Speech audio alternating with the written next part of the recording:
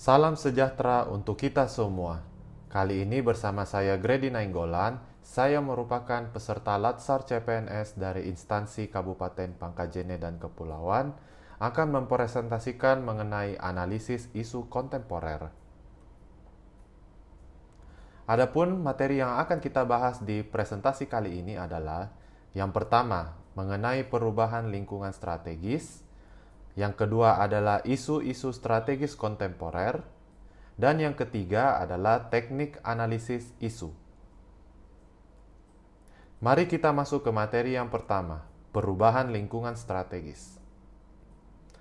Perubahan lingkungan strategis erat kaitannya dengan 4 level berikut, yaitu individu, keluarga, masyarakat untuk level lokal dan regional, serta masyarakat untuk level nasional dan dunia.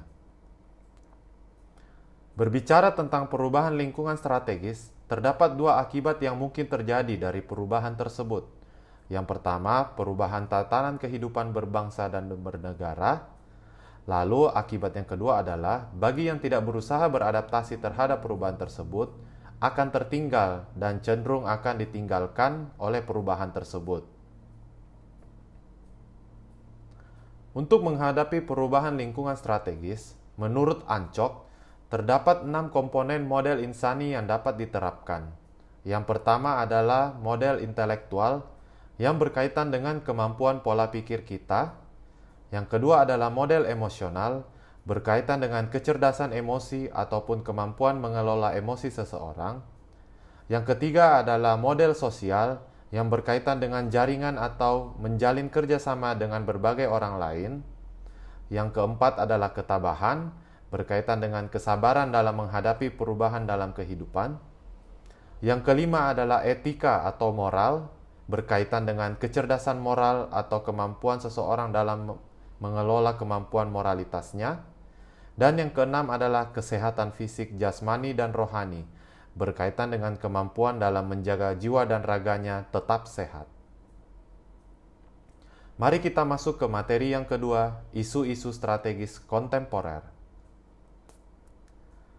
Perubahan lingkungan strategis yang terjadi di seluruh dunia mengakibatkan adanya era globalisasi, yang kemudian melahirkan berbagai isu-isu strategis dari belahan penjuru dunia. Terdapat beberapa macam isu strategis kontemporer yang terjadi di negara kita, Republik Indonesia.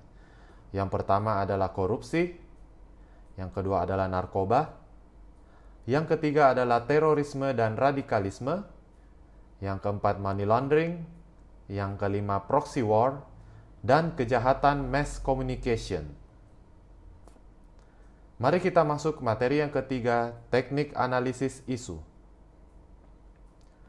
Berkaitan dengan isu-isu strategis kontemporer di materi yang sebelumnya, tentunya kita membutuhkan sebuah solusi dalam menjawab isu-isu strategis tersebut. Maka dari pembahasan kali ini, kita akan mempelajari tentang teknik analisis isu, yaitu kemampuan untuk berpikir kritis, analitis, dan objektif terhadap suatu persoalan.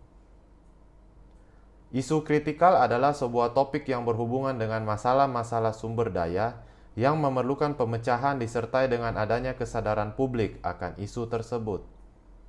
Jenis isu kritikal ada 3, yaitu isu saat ini, berkaitan dengan sorotan publik yang luas dan butuh penanganan. Isu berkembang adalah isu yang perlahan-lahan menyebar ke permukaan publik. Serta yang ketiga adalah isu potensial, isu yang belum nampak oleh publik, namun dapat menjadi isu yang besar di masa depan.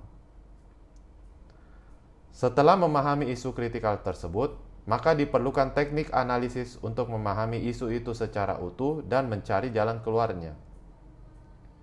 Adapun macam teknik analisis isu antara lain adalah teknik tapisan isu yang terdiri dari metode APKL dan metode USG, mind mapping, fishbone diagram, SWOT, dan analisis kesenjangan. Demikianlah presentasi saya saat ini. Atas lebih dan kurangnya mohon dimaafkan. Terima kasih dan sampai jumpa.